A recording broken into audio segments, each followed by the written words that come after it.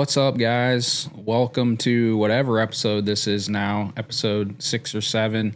Was actually supposed to have a guest today, but they had to reschedule and change last minute. So I ended up kind of pivoting my topic from what I was going to talk about today. The guest I was going to have on was going to talk about indoor air quality, mold. He's a professional indoor air quality specialist and mold remediator. So I definitely want to get him on at some point. I think it'll be really helpful.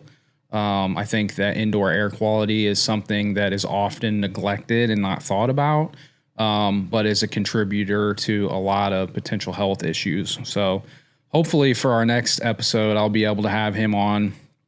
He's my business partner, Mike. So I wanted to pivot today. I didn't have a lot of time to prepare, or as much time to prepare as I would like to, because it's a very more technical topic today. It's not a super sexy topic, but I'll try to keep from getting too technical and really just, I think, try to drive home the importance of the context of scientific manuscripts, because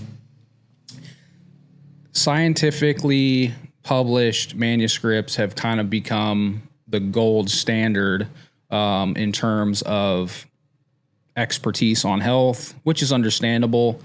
However, today I want to call into question a little bit the legitimacy of some of these scientific articles, and obviously mostly focused in the health space, though these are trends that are across all disciplines.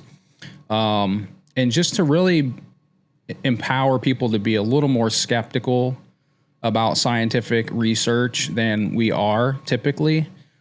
I think COVID has definitely made people a little more critical of science, and I think that's important. I think we should be critical of science.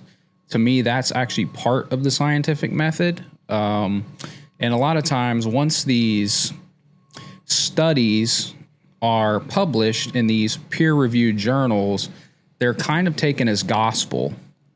And I think that is a great danger to do that. And so, another issue when it comes to scientific research, and this is cross-disciplinary, is there's a lot of intentional and unintentional gatekeeping of the information, in my opinion.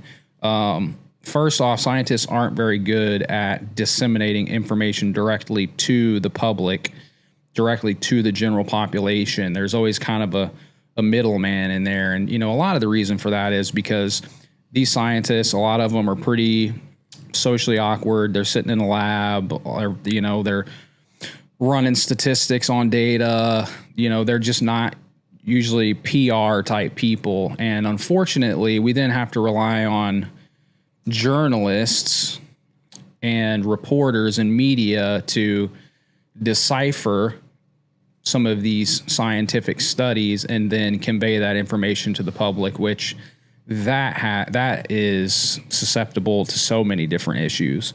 Another thing is, it's like, if you start using a bunch of scientific jargon, it kind of, automatically just gives you some type of credibility or makes you seem like an expert. But a lot of this stuff is just a bunch of hoopla, just to be quite honest with you. Again, it's just kind of a form of gatekeeping. And so for me, I am not a trained nutritionist. I didn't go to school for that. I'm not a medical doctor. But something about me was I did go to graduate school, and I've got 2 degrees in atmospheric science and climatology. And so although I'm not a health expert, a lot of my past research and understanding of the scientific method is cross-disciplinary. So, statistics is statistics. Different methodologies of analyzing data are the same and pretty universal across disciplines. Sure, certain disciplines might favor certain methodologies, whether you're in biology, health, philosophy, whatever.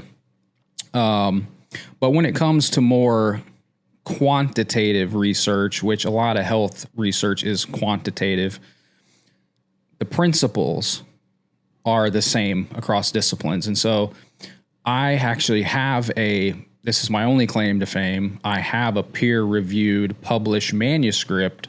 So in graduate school, I did a thesis on basically looking at heat waves in the central United States over about a 70-year period from like the early 20th century to 1930s, 1940s up to like the early 2000s, basically was the data range. But I was looking at changes in heat wave frequency and intensity in context of climate change. And so I feel like I'm in a unique position in that climate science is very similar to health science in the sense that it's heavily politicized, it's very controversial. And so I think that adds a nice element to my ability to sort of judge some of the health literature that's out there. And so I understand the scientific method. I understand the importance of things like reproducibility. That is supposed to be a standard or a principle that every scientific piece of research has, is reproducibility. In other words, another scientist needs to be able to take your data and your methods and get the same result that you got. And so I'm hopeful to kind of be able to add some of that, because I have that science background. I'm hopeful to add that to my discussion today. My article was published in the International Journal of Climatology, which is a significant journal within climate and atmospheric science. I ended up co-authoring that paper. It was based on my thesis, but I co-authored it with my advisor and a few other professors at the university that I went to. But I want to kind of, a little bit later in the episode, use it as an example, just because I'm most familiar with that. And I'm going to talk about one particular health study today. I had originally wanted to talk about 5 different studies, but I didn't have as much time to prepare as I would like to. And so I think I'm going to just focus on the one study. It's one that you're familiar with more than likely. It's the Ancel Keys study from the 1970s, where he was looking at like coronary heart disease incidence in 7 different countries. And so I'm actually going to talk about why it's not a very good or robust article and kind of break it down. And I think my goal for today is to really help empower the layman, which I even still consider myself a layman, to think critically about scientific research that comes out. Don't take a scientific paper at face value. It's important to look at the context, how the data were collected, who funded the study, what are some potential conflicts of interest or bias. And unfortunately, you have to read studies. You can't just take people's words for it. And, same for me even today as I'm talking about, and as I talk about the Ancel Keys study. And I just think even if people wanted to take the time to evaluate a scientific study, they usually don't have the time to do it, and they don't have the ability. How can you evaluate a scientific article if you've never studied inferential statistics or p-values or probability distributions or all these different data collection methods? Again, that's kind of probably the more unintentional gatekeeping related to scientific study, but I want to help people kind of bridge that gap and just kind of give you like 3 or 4 almost soundboards in a sense of how to think and look at these articles critically when you read them. So interestingly, and this varies a little bit cross-disciplinary, but specifically in the health space, only about 30% of scientific studies done in the health space, health and nutrition, are reproducible. And again, like I said, reproducibility is a very important component of scientific research. And there are a lot of different reasons why these studies aren't reproducible. And, we'll talk about that a little bit. To kind of relate to my study that I did in grad school, that again was climate change related, but I think it's applicable in the health space as well. Whenever you're getting climate data, for example, we had to make sure to choose the best quality climate data, which in the United States is what they call first order climate data. And that data is basically housed by the National Oceanic and Atmospheric Administration, NOAA, and then kind of subcontext in that is your local National Weather Service offices.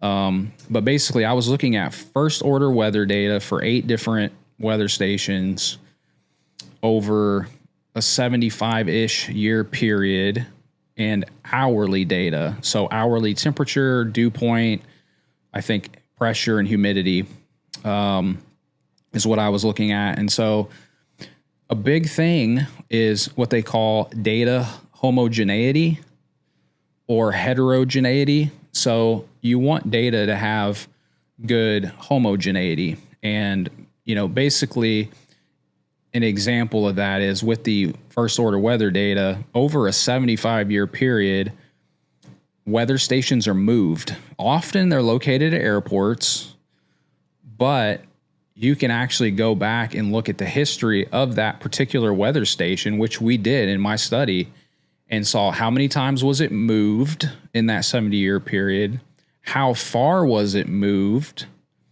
and what was the environment around the weather station after it was moved. Where is it closer to concrete, like closer to the runway? That means it's going to probably tend to read a little hotter, the temperature, versus being in a more grassy area, a field, a shaded area. Taking all of those things into context, right? And so what we did was we took those 8 weather stations, evaluated them, and then we ran some different statistical analyses on it to see if they were heterogeneous. In other words, were there inconsistencies? Could the data have been affected by the moves of the weather station? We found they weren't affected by it. It was negligible. But if we hadn't taken the time to do that, and, if a person had reviewed our research, they may not have even questioned that issue. And so that's just an example of what should be done with all data, whether you're talking about health data, climate data, in biology, you're measuring the length of fish, whatever it is, you want to have homogeneous data, just to remove some potential errors or, basically making inferences off data that's just not very accurate. Confounding effects. So that is something you want to look for in all research. That's one of the, I would say, top 3 most important boxes to check is see if there's any confounding effects in a scientific article. I'll give it a good example of this. So there was a study done by Zhao, I believe is how it's pronounced, Zhao et al. And it was a Harvard study on red meat and diabetes. So they were basically trying to look at the correlation between red meat and diabetes. Does red meat cause diabetes? That's the question they're trying to answer. So how did they categorize red meat in this study? That's important. They included foods like pizza, lasagna, burgers with the buns, and potentially even French fries on the side with that. That's just all looped in as red meat. They didn't look at red meat in isolation. They also didn't take into account the other lifestyle habits of the individuals, the participants in the study that ate these items. And so the red meat creates confounding effects because it's not red meat in isolation.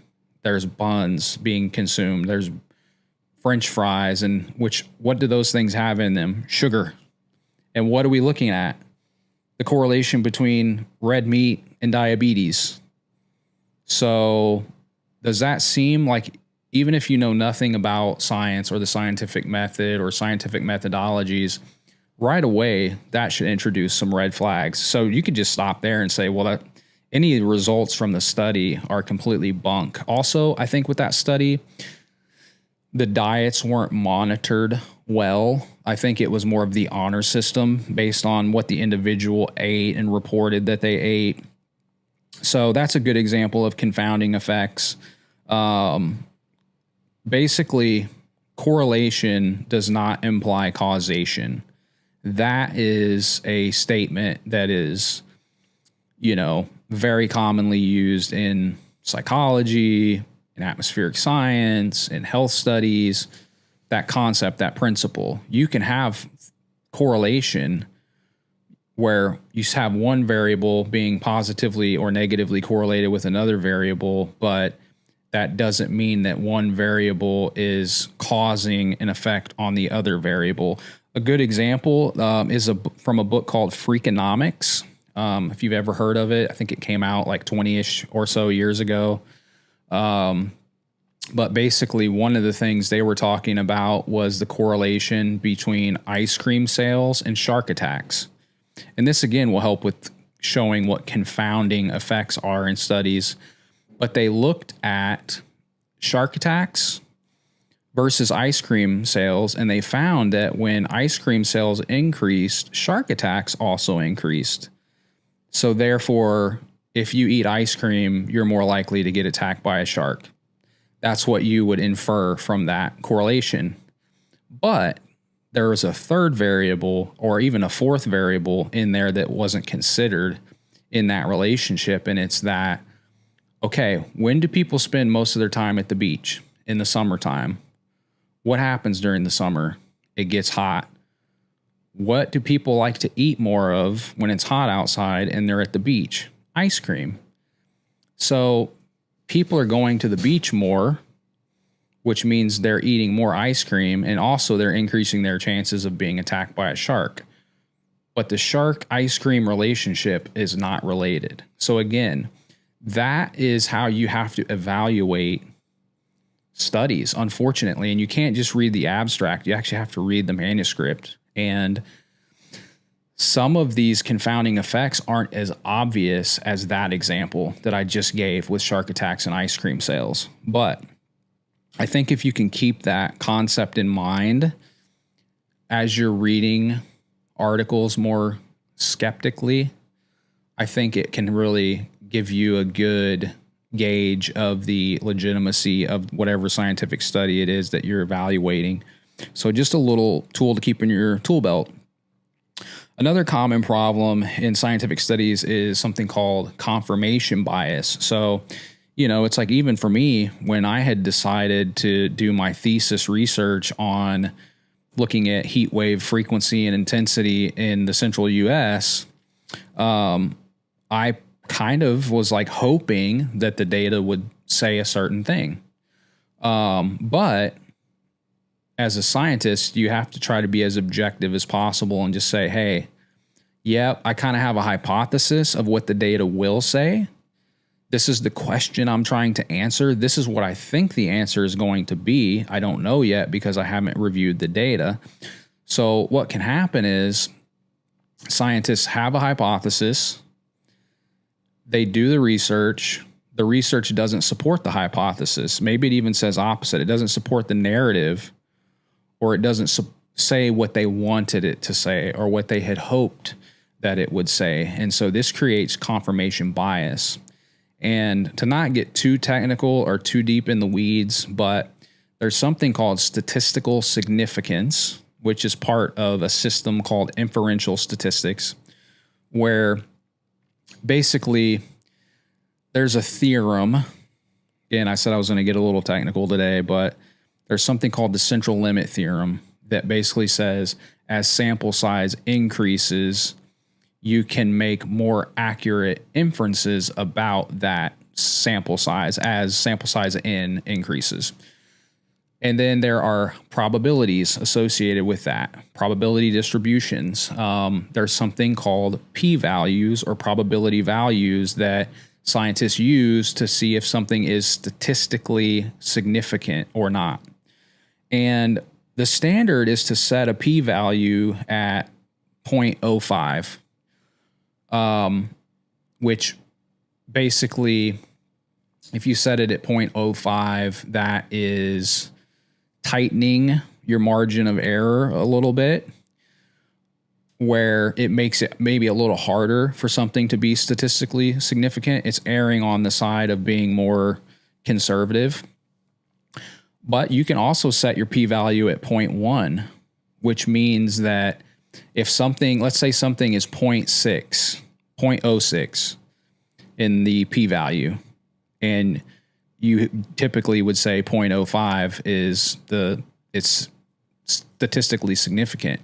Well, you, as that scientist, you can say, well, in this study, I'm going to put my statistical significance at 0.1, just to make that value fall within that. And again, that is an example of confirmation bias. And again, the correlation between shark attacks and ice cream sales, even that was statistically significant. But just because a correlation is statistically significant, it does not mean that there is a correlation. Because again, that shark attack ice cream sales was statistically significant. It doesn't prove causation. I think p-values should always be viewed in the context of the study design and the effect size. Another big box to check when you're evaluating scientific articles is looking at funding, considering possible conflicts of interest. When you look at a lot of these health studies, for example, their funding comes from food companies like Coca-Cola, Nabisco. You got to look at, or maybe it doesn't explicitly say, oh, this was funded by Coca-Cola. It was funded by something else, some other company or organization, but that's owned by, or an executive at Coca-Cola, or they're a shareholder in that other company. And so, and again, that's not always easy to evaluate that, but it is important. It should be considered. Another thing in academia is the importance of career progression. Scientists have, you basically have to make tenure within 6 years of being a professor. And if you don't make tenure within 6 years, like you're done. Your career in academia is basically over, because if a university sees that you didn't make tenure within your first 6 years at another university, they're not going to hire you. So there's a lot of career progression pressure and the pressure to secure funding. And you're not going to bite the hand that feeds you. You're trying to secure funding for your own livelihood and for the sake of your career. And you may get funding from someone that kind of wants the data of your research to be bent a certain way. And even when I did my research, sure, we had other scientists in the field review, and it can't be other scientists that you have personal relationship with even, that evaluate it, or not supposed to.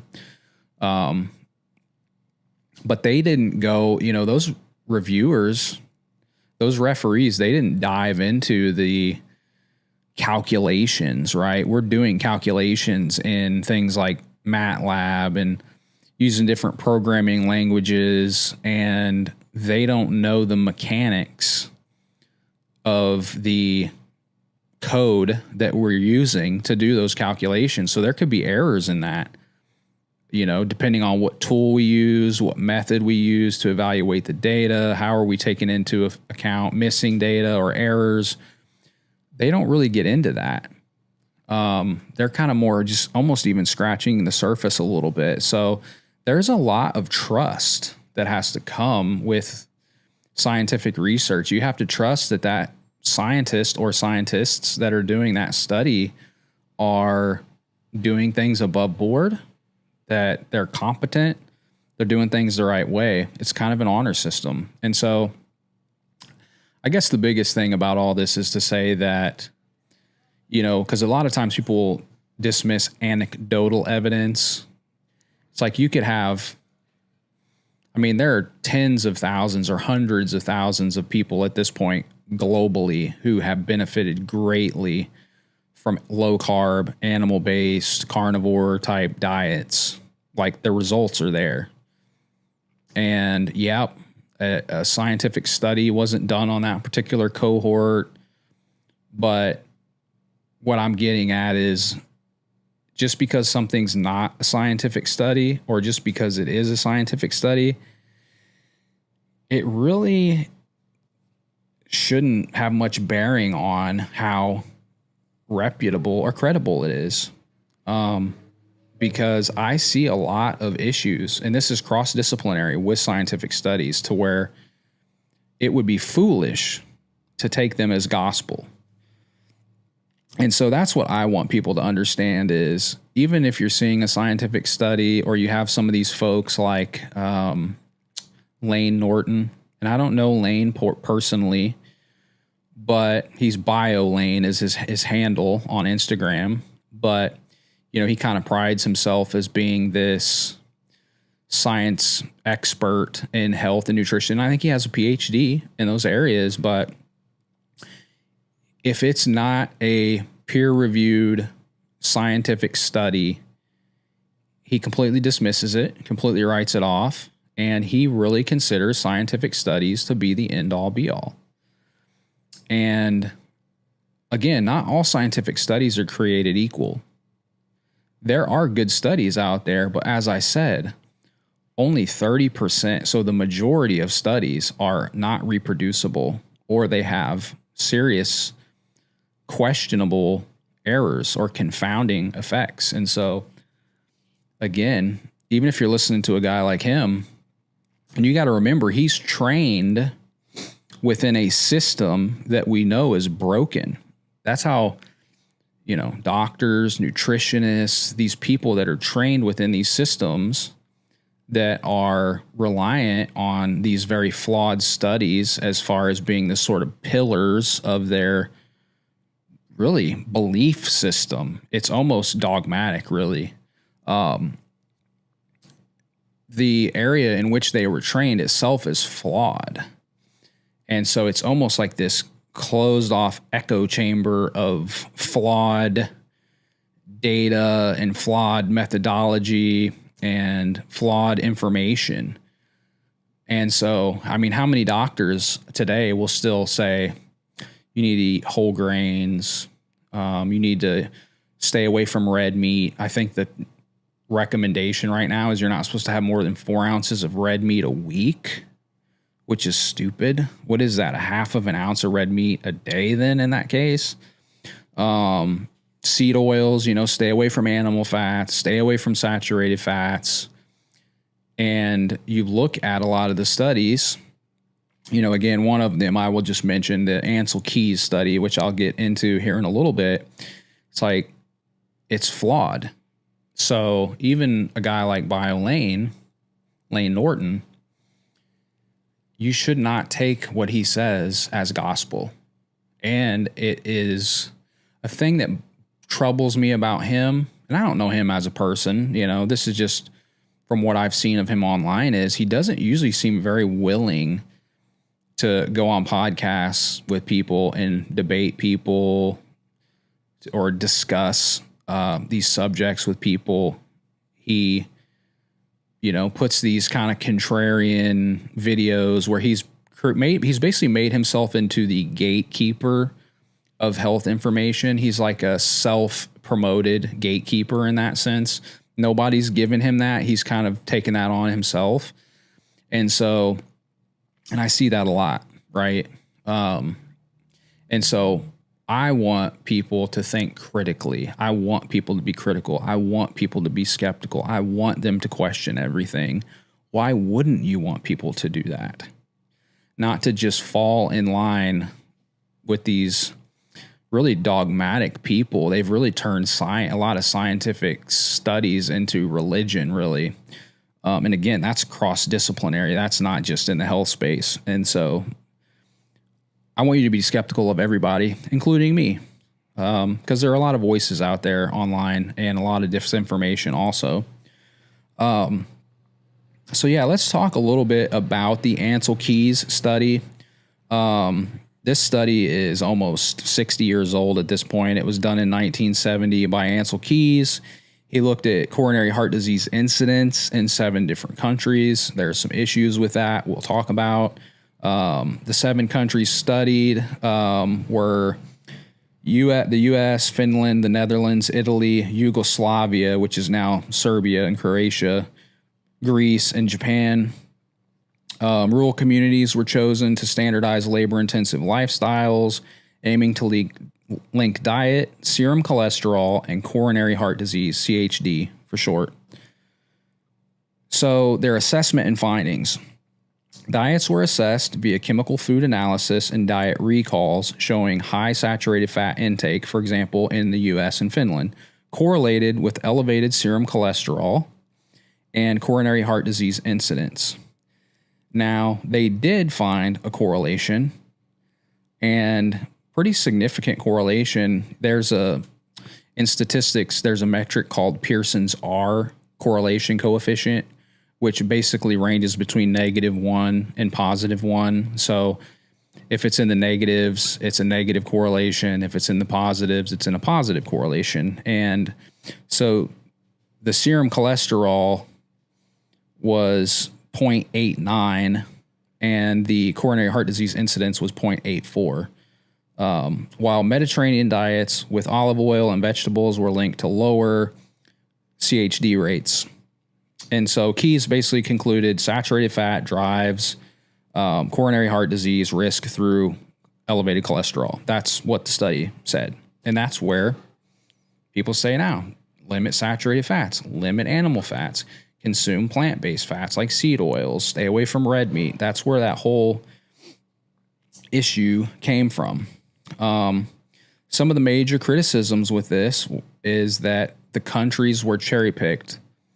Why were those specific countries chosen, those 7 different countries? Again, sample size is important.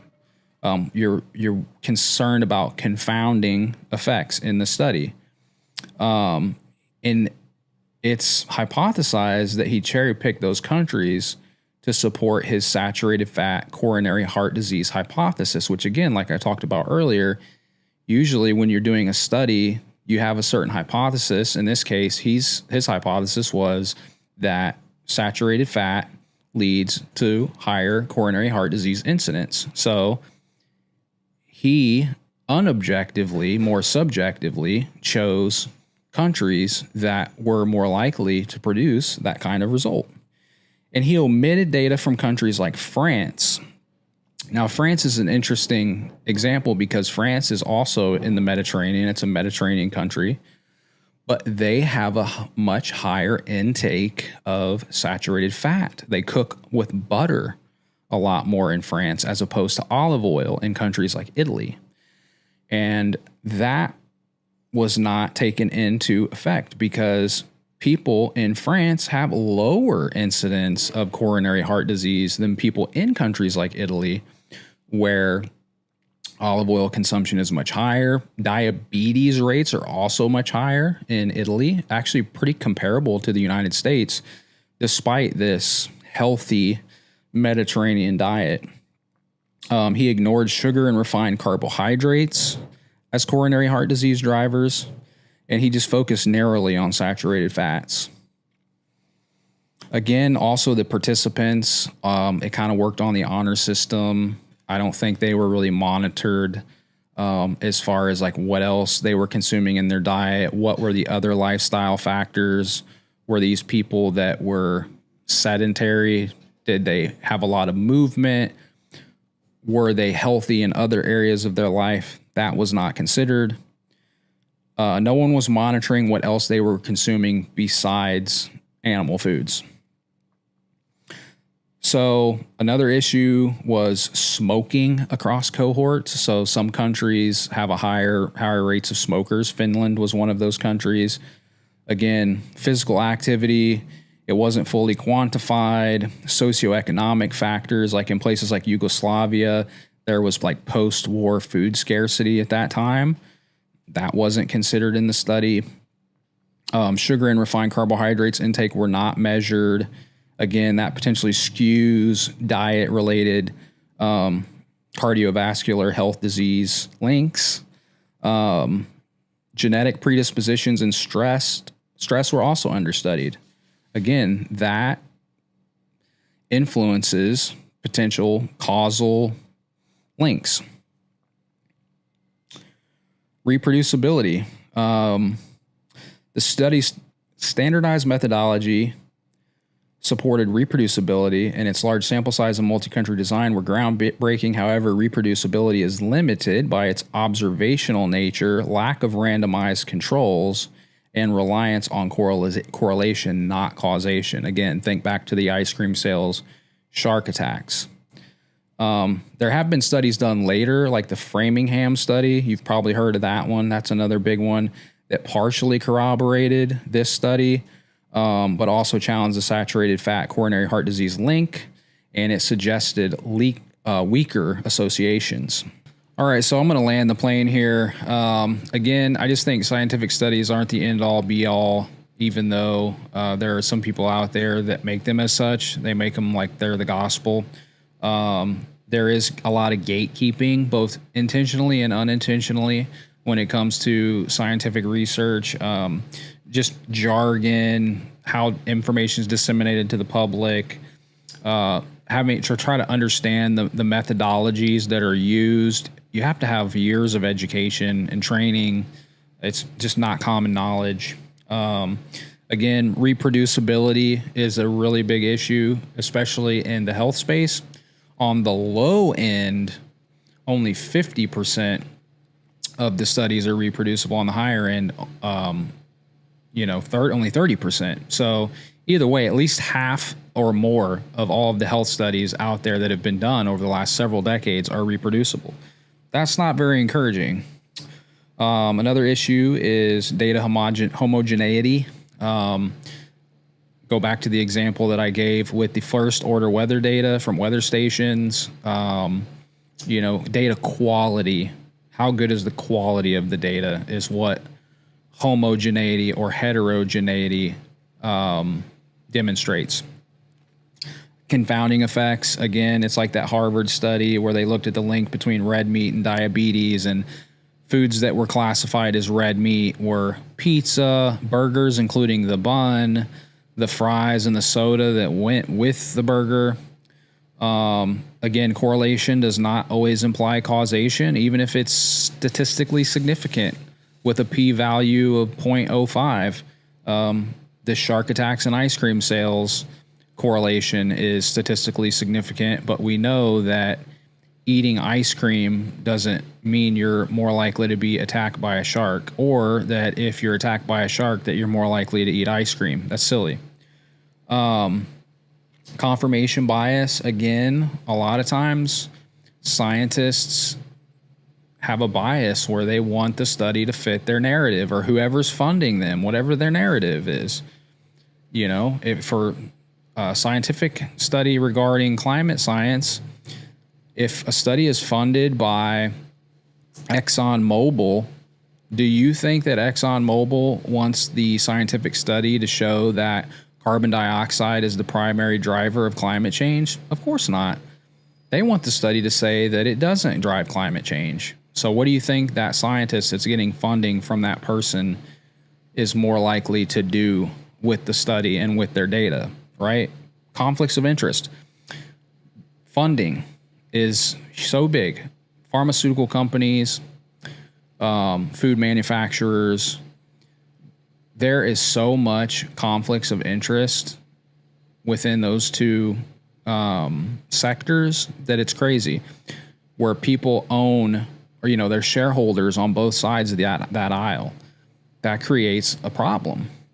And most of the training and teaching that goes on in medical school is funded specifically by pharmaceutical companies. And unless you're living under a rock, everyone knows how greedy, crooked, and unreliable pharmaceutical companies are.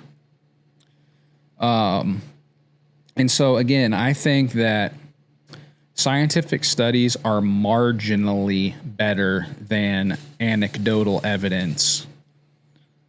And you can talk to so many different people in the carnivore and animal-based space, whether you're talking to a guy like Sean Baker, who's helped thousands of clients over the years by switching to a carnivore diet. They get off every medication. They reverse their type 2 diabetes. They lose 100 pounds. They feel better than they ever have. Like, to just completely dismiss that because it wasn't done in some formal study is foolish. It's foolish. So hopefully after listening to this more technical, not as sexy of a topic podcast, you'll have a little better understanding of the scientific method, how these studies are put together, how to evaluate them more critically. Even me as someone who went to grad school, I have a master's degree in climate science. I've done actual scientific study. I have an article published in a peer-reviewed journal, a very noteworthy peer-reviewed journal. And even for me, it can be really challenging reading these scientific manuscripts and trying to understand what they did and why they did it and how they did it, especially when it's outside of my discipline. Like, I would have a much easier time with climate science because I understand the jargon, and there's a lot of jargon used in scientific studies because the studies aren't written with laymen, normal average Americans or people being the primary audience. The primary audience is other scientists. And so in the health space, ton of jargon. Again, it's just an unintentional high barrier to entry or gatekeeping that is done. And for me, I haven't been in a statistics class since like 2013. So 12 years ago. So even a lot of my, that's a perishable skill like math. You don't use it, you lose it. So even for me now, 12 years later, sure, I've retained some of that information, but I'm not as good at evaluating whatever statistical methods were used as I would have been, say, 12 years ago. So yeah, hopefully that's helpful. And, I wasn't planning on talking on this topic today. I was hoping to have my business partner, Mike, on. Hopefully for the next episode, we'll be able to get him on as a guest and he can talk just about indoor air quality. Sure, he might get a little technical in that one as well, but I think it should be a lot of very practical information that you'll all find helpful. So thanks for continuing to listen to the podcast. Appreciate the support. Look forward to doing more of these. I don't get any kind of financial benefit out of doing them. It actually costs me money and time to do these, but I just feel very strongly about health and nutrition, and I really want to push back on a lot of the narratives that are out there and just misinformation and even disinformation to help people be healthier, have better lives, and to be able to think critically. So thanks for tuning in.